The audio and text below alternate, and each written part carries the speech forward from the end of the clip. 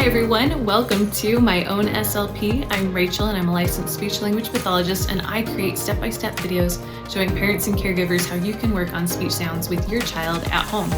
Welcome to Tip Tuesdays, where I show you different ways to make this process fun and engaging. I want parents to know that when working on the different speech sounds, it doesn't have to consist of sitting down and just doing drills with our kids. In these tips, I will show you different ways that you can work on the sounds in just about any setting throughout your day, especially during play and in daily routines. And in some ways, we can do this without our kids even realizing that we're working on the different sounds. So remember to hit subscribe so that you're sure to see each of these tips coming out each Tuesday.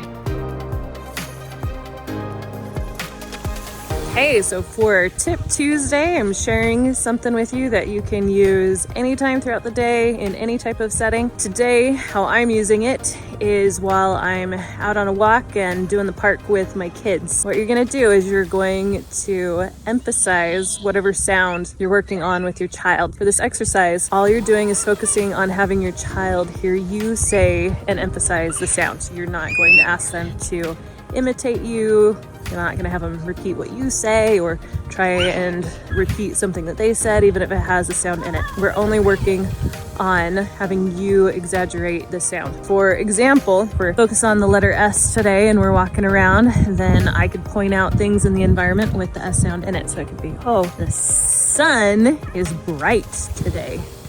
The grass is getting long. Do you see the leaves falling? Anywhere I kind of notice an S in different words in the surrounding, I'm going to emphasize that.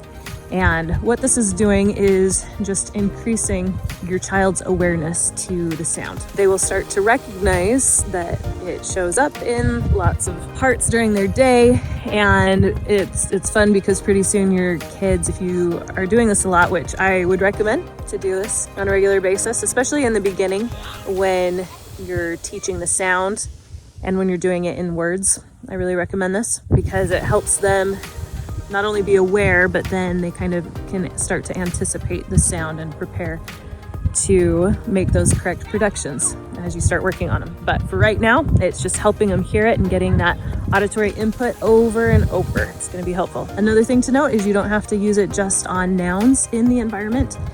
You can use it in other ways. So for example, we're at the park and I said, hey, do you want to swing? I'll give you a push. Ready, set, go.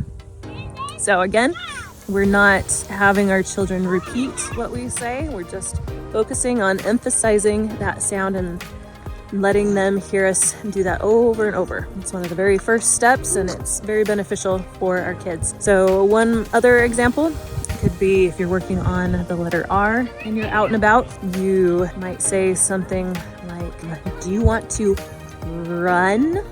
Look at that big rock. And you can do it in different parts of the word, not just, doesn't have to be the beginning.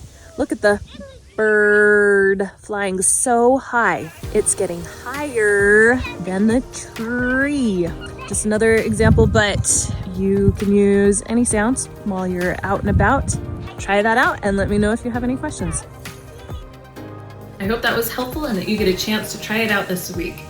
Let me know in the comments down below how it goes and if you have any questions. Now remember to hit subscribe so that you're sure to see each of our tips coming out every Tuesday, and I look forward to sharing my knowledge with you as we unlock your child's voice one sound at a time. I hope that you will share your goodness with someone today, and I will see you in the next one.